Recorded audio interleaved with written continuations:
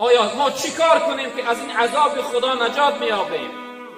راهی دوا و نجات یافتن از این بلای الهی، از این وبای الهی در چه هست؟ برادران بزرگواری من، در توبه و استغفار من و شما هست، در به سوی خدا رو آوردن من و شما هست. ما از جمله توبه کنندگان باید باشیم، خصوصا از صنفی بالا سر کرده، از ما شخصیت هایی که امروز مردم ما را عالم و واعظ و پیشوا میدانند. ما باید توبه کنند، ما باید از توبه هایی کردم و توبه کنیم که توبه های دروغین بوده. بارها نزد خدا کم ای پروردگار ما نزد توبه کردیم، استغفرالله، اما گناه ها در ما تکرار شد. بعد از ما دیگر شخصیت هایی که اونها با عنوان سردار هستند، اونها باید توبه کننده باشند، اونها باید به خدا رو بیارند، اونها باید از این خیانت و جنایتی که در جامعه دارند از اینها باز ایستند. باید که اینها رو به خدا بیارند. توبه و یعنی استغفار برای من و شما ضرور لازم است. اگر من و شما از این گناه ها، از این جنایت ها، از این خیانت هایی که امروز داریم والله قسم اگر توبه نکنیم، از این درد و از این ویروس دیده منتظر عذاب سخت‌تر باشیم. الله رب العالمین بسیار جاهای قرآن در ما را یعنی تهدید میکنه، سرزنش میکنه که ای انسانهای متکبر و سرکش و مغرور و نافرمان بردار، منتظر عذاب من باشه، منتظر بلای من باشه، منتظر عقاب من باشه. الله رب العالمین حق دارد برای برادران بزرگوار من از صنف بالا تا عامه باید از جمله توبه کنندگان باشیم. این یکی وظیفه است. توبه یعنی به خدا رو بیاره، بنده حقیقی خدا باشه، رومون از سیاه نکنه، حیات به غفلت، حیات به معصیت و گناه نگذرانه. بندگی خدا در یک لحظه مسجد نیست، در یک لحظه روز جمعه نیست، در 5 وقت نماز نیست. واعبد ربک حتی یأتیک الیقین، تا دم مردن، تا دم مرگ بنده الله باش، بندگی الله بجا بیار. دویم چیزی که ما را از این وبا و از این درد ناتوابت شونده نجات میدهد برادران عزیز بزرگوار، توکل به خدا کردن است. ما تا امروز فقط تکیه به شخصیت ها داشتیم. ما امروز فقط اگر در یک پیش‌پستی و مشکلی می افتادیم، شخصیت ها در فکر ما می آمد. فلان شخصیت نزدش برم و مشکلی محل میکنه، فلان شخصیت فریاد کنم به داد و فریاد و میرسه. از الله دور شده بودیم، الله فراموش کرده بودیم، توکل به غیر الله سپاریده بودیم. از این پس برای من و شما برادران بزرگوار من ضرور است که توکل به الله داشته باشیم. حسبی الله و نعم الوکیل. برای ما، برای نگهبانی و برای تربیت کنندگی و برای رزق دهندگی و برای نگهبانی ما الله رب العالمین خودش بسنده هست. به هیچ یگان شخصیتی ما باید تکیه نداشته باشیم. اگر الله یار است هیچ غم نیست، اگر دشمن هزار است هیچ غم نیست. اگر الله تعالی در حمایه خودش، در حفظ خودش، در نگهبانی خودش قبول داشته باشه برادری بزرگواری من، خاطر و جنگ باشه، هیچ یک چیزی برای تو ضرر نمیرسونه. پیغمبر بزرگوار صلی الله علیه وسلم وقتی که در غار ثور همراهی حضرت ابوبکر صدیق رضی الله تعالی عنه پنهان شده بودند، مشرکین ابو جهلی ها و دهن در غار رسیدند، سایه اینها در درون غار نمایان شده بود. حضرت ابوبکر میگریست اینها اگر سر خود را خم کنند ما را میبینند، ما را پیدا میکنند، پیغمبر بزرگوار را میکشند. بعضی روایت ها آمده است که حضرت جبرئیل علیه السلام به خداوند مراجعت کرد، پروردگارا برای من اجازه بده تا اینکه به یک تنتون دهن دری غار پوشان و محکم کنم، این ابو جهلی ها حبیبی را پیدا نکنند که این بدبخت ها میکشند. رب العالمین به سوی جبرائیل علیه السلام خطاب کرد: یا جبریل و انت تسترک و انا ستار. ای جبرائیل گفت: آیا حبیب من تو ستر میکنی، تو میپوشانی، تو نگهبانی میکنی؟ ستار من هستم، نگهبان من هستم، حفظ کننده من هستم. آیا تو ایران نگهبانی میکنی، تو ستر میکنی؟ اگر ما با الله تکیه داشته باشیم برادران عزیز، والله قسم از این غریبی ها نجات میابیم، از این رنج و مشقت و عذابی که امروز از سر گذرانده ایستادیم از اینها نجات میابیم. فقط یگانه توکل با او داریم برادران بزرگوار ما، تکیه با او داشته باشیم.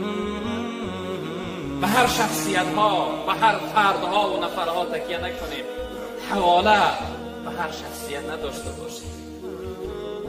حافظ و نگهبان خود الله رب العالمین را بگردانید. ولله ملک السماوات والارض. همه ملک زمین ها و آسمان ها از الله هستند، یعنی در اختیار الله هستند. و این خاطر تکیه توکل به او الله داشته باشید.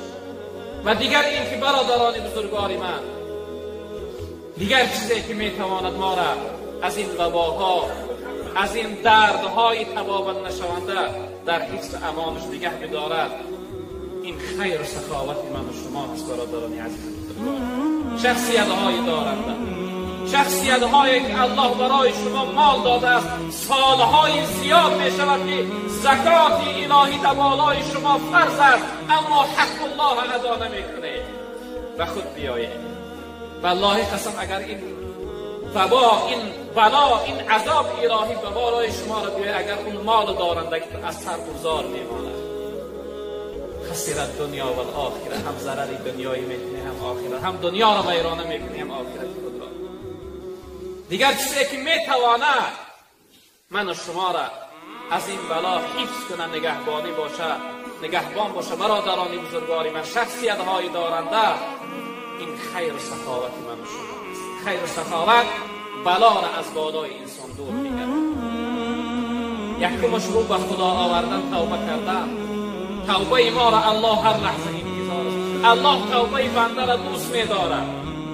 الله رب العالمین از توبه کردن بنده به نهایت خرسند و خوشحال میشه برادران بزرگوار من.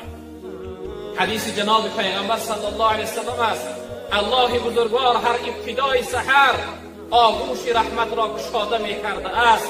گفته ای انسانی که امشب گناه کرده بیا توبه کن تا اینکه من گناهی تو را ببخشم. دوباره هر ابتدای، یعنی بیگه ابتدای شب، ابتدای روز، ابتدای شب آغوش رحمت گشاده می‌کرده است. گفته ای انسانی که امروز گناه کرده بودی بیا توبه کن تا اینکه من گناهی تو را ببخشم. نباشه گناه ترا خارت میکنه، بی قدرت میکنه، بی عزت میکنه، بی برکتت میکنه. برادر بزرگواری که امروز هرچند میدوی برکتی حیات احساس نمیکنی، در زندگی پریشان هستی، کار میکنی حق کاری تا ادا نمیکنن، در بازار کار میکنی برای تو سودا نیست. سببش این است که برکت از حیات تو گم شده است برادر بزرگواری من. و توبوا الی الله جمیعا ایها المؤمنون لعلکم تفلحون. الله رب العالمین میگه جمع شما ای مؤمن ها به سوی خدا رو بیارید، توبه کنید تا اینکه شما نجات بیابید، تا اینکه شما از این عذاب ها، از این رنج و مشقت ها خلاص شوید. برادران عزیز بزرگوار من، توبه این یک داروی هست که انسان تبابت میکنه از گناه، یعنی از درد معصیت و از درد عصیان انسان پاکیزه. اگر من و شما انشاءالله رب العالمین از جمله توبه کنندگان باشیم، از جمله انسان‌های توبه کننده باشیم، انشاءالله رب العالمین الله مهربان ما را از این بلاها نگه می‌داره، از این وباها نگه می‌داره. اما اگر توبه نکردیم، توکل به خدا نکردیم، منتظر از این سخت‌تر هم یعنی وباها و کسب‌ها باشیم. ببینید خیلی مصیبت، خیلی داغ سخت امروز در جامعه آمده است که از یک جانب متاسفانه بعضی برادرها را ما زاره میکردیم. برادر عزیز خداوند را دنیا داده است، مال داده است، حج نگردن فرض از حج برو نمیرفتن، تا امروز نرفتن، سالهای زیاد نگردن شو حج فرض بود نرفتن. خدای نخواسته به سبب این درد اگر حج رفتن منع کنن، برادر بزرگوار من، از یک امر فرض، از یک امر الهی یعنی به جان آورده از دنیا میرن. به خاطر حرکت کنید شخصیت هایی که یعنی امروز دارنده هستی، به خاطر الله در شخصیت هایی که امروز در پیش بستی و خرزیداری افتادن اونها را دستگیری کنید، در راه خدا سخاوتمندی کنید تا اینکه خداوند این وباها و این دردهای تبابت نشونده را یعنی که از بالای ما بود. ان شاء الله رب العالمین هر شخصیت اگر توبه کننده باشه خداوند اون جمع گناههای او را میبخشه، چون که جناب پیامبر فرمودند که انسانی که از تحت دل توبه کرد مثل شخصیتی است که هرگز گناه نکرده است. ما در حالت زندگی هستیم، اگر ما هم توبه کننده باشیم ان شاء الله خداوند از تمام این نوع بدی ها و مشکل ها و مشکلی ها ما را نجات میده، ما را خلاص میکنه. و دیگر این که برادران بزرگواری من به قدر نعمت‌های الله برسیم. ببینید سلامتی خیلی نعمت بزرگ بوده است. ما امروز سلامتی در گناه و معصیت میگذرانیم، سلامتی در غفلت میگذرانیم. به قدر این نعمت‌های الله برسیم، شکرانه این نعمت‌های الله به جا بیاریم. نعمت سلامتی الله از حیات ما میگرفته است.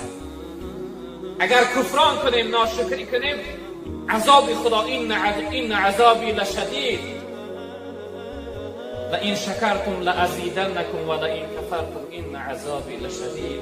الله رب العالمین میگه اگر شکرانه نعمت ها ما به جا آورده، نعمت ما برای شما زیاد میگردم، یعنی نعمت ما دوامناک میگردانم، نعمت ما از حیات شما نمیگیرم. اما اگر ناشکری کرده، کفران نعمت کرده، مثل این لحظه بر این حیات در غفلت و گناه و معصیت گذرانده، الله رب العالمین میگه عذاب من برای شما بسیار سخت است. عذاب سخت این است برادر عزیز بزرگوار که سلامتی را خداوند از حیات ما میگیره، آرامی از حیات ما میگیره، برکت از حیات ما میگیره، محبت از حیات ما را میگیره. و این خاطر به قدر نعمت‌های الله برسیم، شکرانه نعمت‌های الله به جا بیاریم و از خداوند طلب کننده باشیم، دعا کننده باشیم که پروردگار ما را از این وباها، از این دردهای تبابت نشونده در حفظ امان خودش نگه بداره. دیگر اینکه اهل علم‌های محترم، سردارها و کلانترهای محترم، شما نصیحتگر باشید، شما مردم در هر جای باشید امر معروف و نهی منکر کنید، چون که رسول اکرم صلی الله علیه و سلم در روایت گفتند قسم به همون خدایی که اختیار جانم در قدرت او هست، شما امر معروف و نهی منکر کنید، یعنی مردم نصیحت کنید، مردم از گناه معن بدارید. نباشه اگر این وظیفه را شما نداشته باشه، الله رب العالمین عذابی خوش به بالای شما را میاره، هرچند اگر شما دعا کنید خداوند دیگر دعای شما را قبول نمیکنه. اگر اون بلای خدا، عذابی خدا به بالای ما را آمد، دیگه دعا فایده نداره، دعا قبول نمیشه دیگه، چون که بلا آمده است. اون لحظه فقط صبر و رضا لازم است.